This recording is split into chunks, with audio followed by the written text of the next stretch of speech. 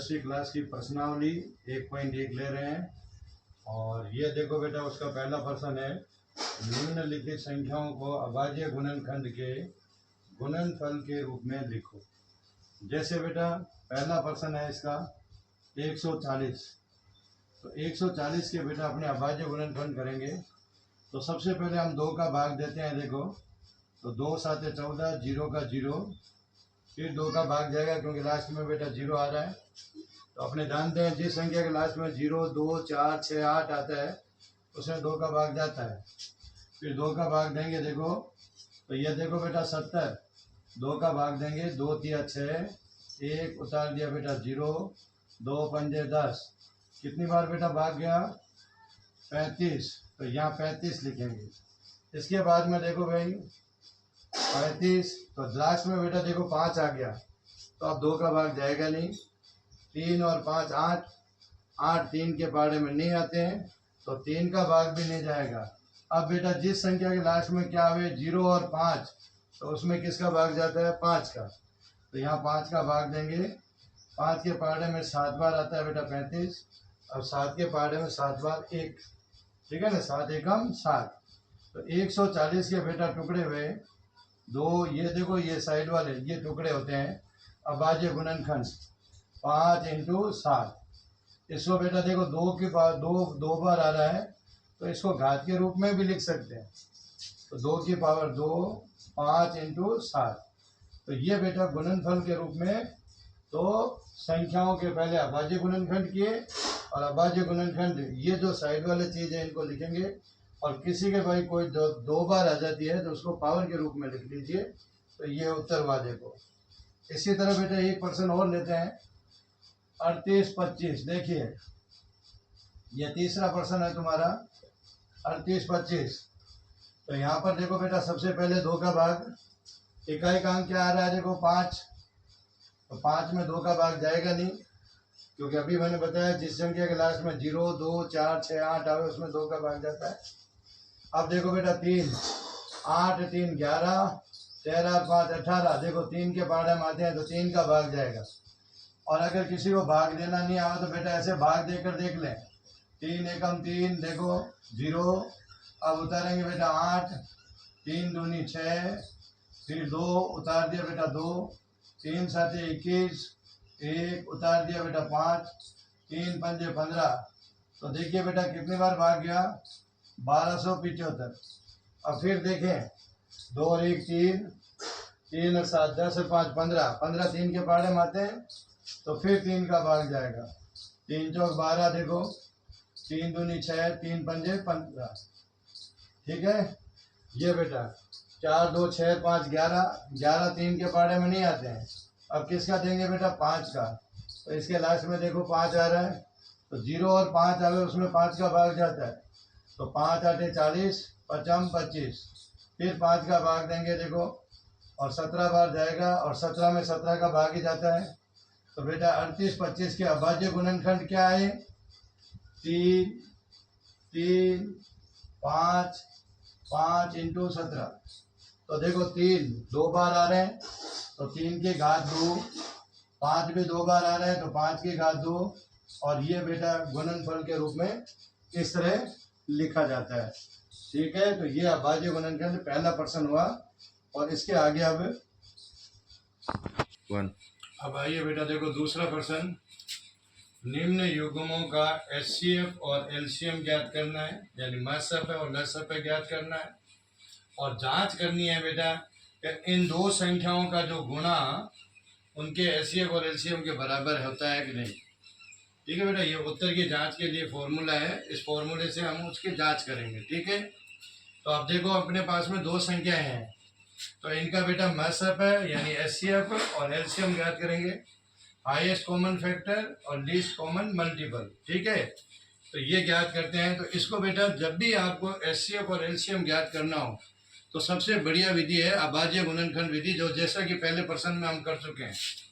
तो बेटा देखिए 26 में 2 का भाग देते हैं बेटा, 2 एकम 2, 2 तिया 6। अब 13 में 13 का भाग ही जाता है बेटा। इसी तरह आगे लिखते हैं 91, दोनों संख्या जो 2 संख्या दे रखी है उनके क्या करने अभाज्य गुणनखंड। 26 के किए, अब इक्राणु के करते हैं, देखो बेटा लास्ट में 1 आ गया तो 2 का भाग जाएगा नहीं। 9 और 1 10, देखो अंकों का योग किया, 10 3 के पढ़ने में नहीं आता है। फिर 5 0 5, देख लो 0 और 5 लास्ट में आता नहीं, 1 आता है, तो बेटा 5 का भी नहीं गया। अब 7 का देते हैं, तो देखो बेटा इक्राणु में 7 का भाग देते हैं, 7 एकम 7, 2 बच गया, 7 या 21, देखो 21 आ रहे हैं, तो कितनी बार बेटा 13, तो ये 13 लिख दिया, 13 एकम 13। अब क्या करेंगे बेटा, 2 संख्या है तो आप 2 कॉलम बना लीजिए आराम से, देखो इसमें गलती नहीं होती है। यह 26 और ये इक्राणु। अब बेटा बहुत सारे कॉलम बना लीजिए इसमें, 26 वाले 26 की लाइन में लिखेंगे, इक्राणु वाले को इक्राणु की लाइन में। तो 26 में देखो बेटा 2, एक संख्या को एक कॉलम में लिखना है। और फिर देखो बेटा 7, तो 2 के नीचे नहीं आएगा, 7 आएगा, 13 के नीचे भी नहीं आएगा, आगे वाले खाली कॉलम में 2 के नीचे 2 लिखना है, 13 के नीचे 13, जो नहीं आवे उसको आगे। अब बेटा 13 13 के नीचे आएगा। अब ये दोनों में जो कॉमन आता है वो आता है बेटा HCF। तो HCF क्या आएगा, जो कॉमन आता है वो HCF होता है।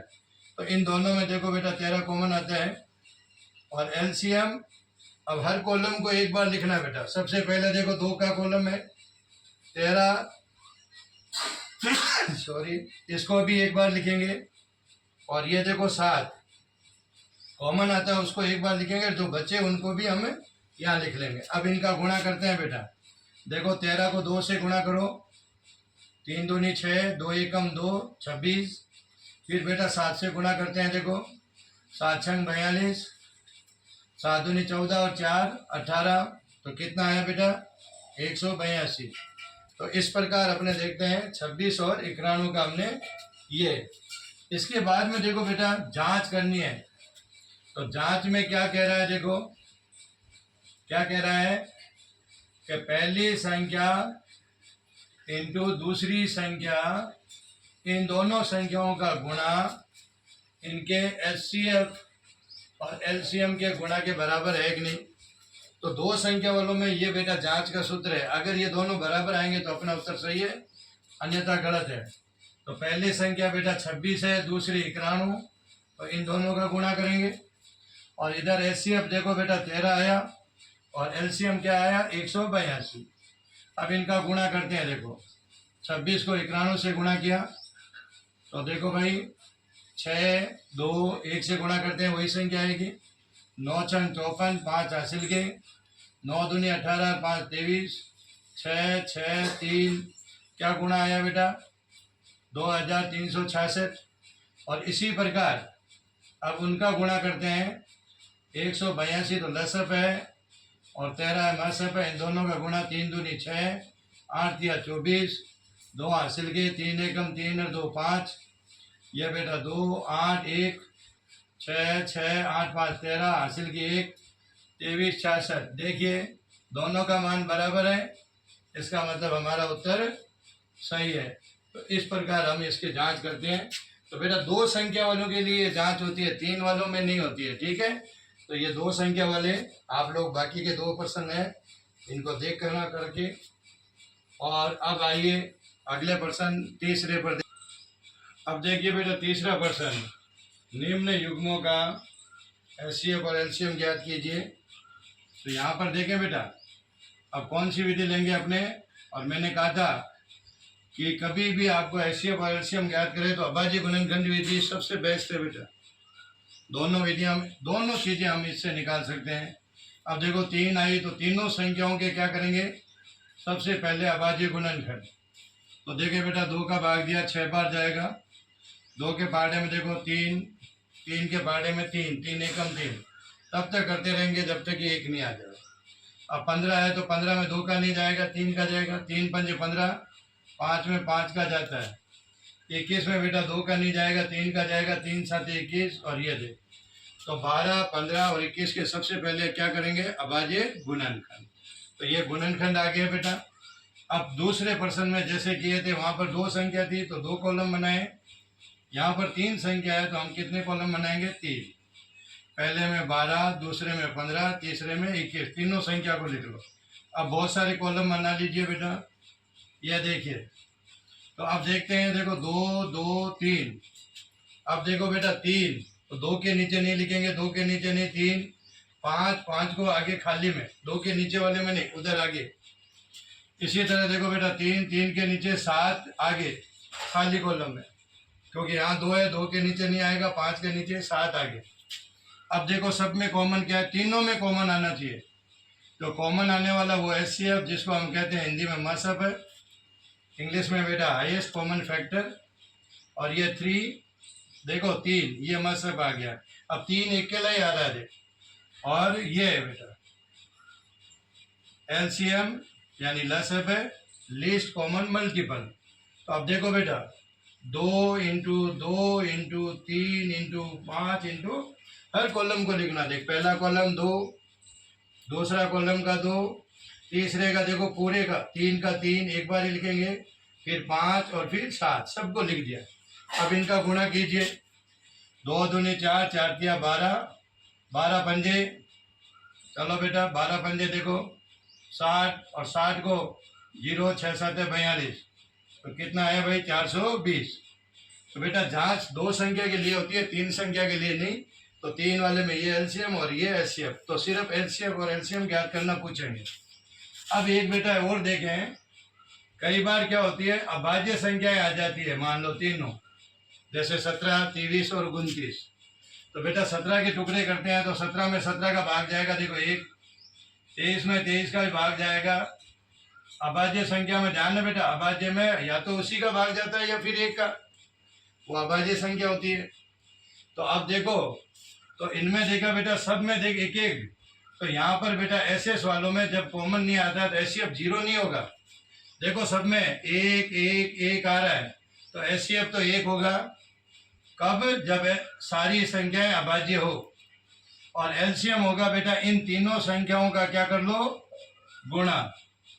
तो इन सब का गुणा करेंगे तो आप लोग देखेंगे 23 को 17 से गुणा करो, 7 या 21, 14 और 2 16, देख 3 से गुणा किया बेटा, 3 2 1 से 1 9 391, 29 से गुणा करते हैं, देखो बेटा 9 एकम 9,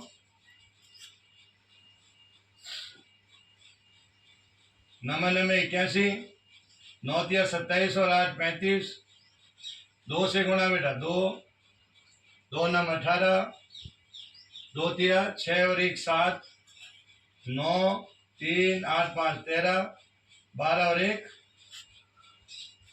9 10 और 1 11 बेटा। वापिस देख लें, 3 7 21, 7 दूनी 14 और 2 16, 1 से बेटा 3 2 1 9 3, 29 से गुणा, 9 एकम 9, 9 9 81, 9 तिया 27 और 8 35, 2 एकम 2, 2 9 18, 2 तिया 6 1 7, 9 3 8 5 13, 7 3 10 और 11, तो 11,300 कितना बेटा 39। तो ये तो कभी भी अभाज्य संख्या आवे तो HCF 0 नहीं आकर 1 आएगा, और LCM उन तीनों संख्याओं का गुणा, और कॉमन वाली को इसी तरह करना है। तो ये प्रश्न हुआ तीसरा। कई बार बेटा इस तरह के सवाल आते हैं, और बहुत ही इंपॉर्टेंट सवाल है, ध्यान रख लेना, ये वेरी इंपॉर्टेंट है। तो HCF ये बेटा 2 संख्या है जिनका HCF 9 है, और इन दोनों संख्याओं का हमें LCM ज्ञात करना है। तो बेटा जांच के लिए एक सूत्र लिया था, जाना तो तुम लोगों को, जांच के लिए हमने कौन सा सूत्र लिया था 2 संख्याओं के लिए, HCF इंटू LCM बराबर होता है बेटा पहली संख्या इंटू दूसरी संख्या। ये देखो जांच के लिए 2 संख्याओं की जांच करते थे ना, कि HCF और LCM का गुणा उन दोनों संख्याओं के गुणनफल के बराबर होता है। तो देखो बेटा HCF कितना है दोनों संख्याओं का 9, LCM ज्ञात करना है बेटा। पहली संख्या देखो 306, ये ब्रैकेट के अंदर देखो बेटा ये संख्या है, पहली संख्या 306, दूसरी है 657। अब अपने को LCM ज्ञात करना है, तो 306 इंटू 657, और बेटा गुणा वाली संख्या आप लोग जानते हो कहाँ जाएगी, भाग में। और ये बेटा देखो 9 का भाग दे देते हैं, देखो चाहे आप 306 में दे दो चाहे 657 किसी में दे दो बेटा, 9 तिया 27, 9 चौक 36 ज़्यादा हो जाते हैं देखो, तो बेटा 10, 10 में से 7 गया 3, यहाँ बच गया 2, 2 में से 2, अब उतार दिया 6, 36, 9 चौक 36। देखो तो बेटा ये 9 से कट गया 34। अब क्या करेंगे, 657 और 34 का क्या कर लो बेटा, गुणा करेंगे तो यही अपना एलसीएम आ जाएगा। देखो 7 चौक 28, 4 पंजे 20 और 2 22, 2 हासिल के, 6 चौक 24 और 2 26। अब एक के नीचे क्रॉस बेटा, 3 7 21, 3 पंजे 15, 2 17, 3 छंग 18, 1 19, 8 के 8। ये देखो बेटा 2 और 1 3, 6 7 13, हासिल की 1, 11 और 1 12, हासिल की 1। तो क्या आया बेटा 22, 338, 8 3 3 9 2 11 12 और 1 1 2। तो एलसीएम आ गया बेटा 22 338 और यही अपना उत्तर है। तो इस सूत्र की सहायता से आपको ज्ञात करना है।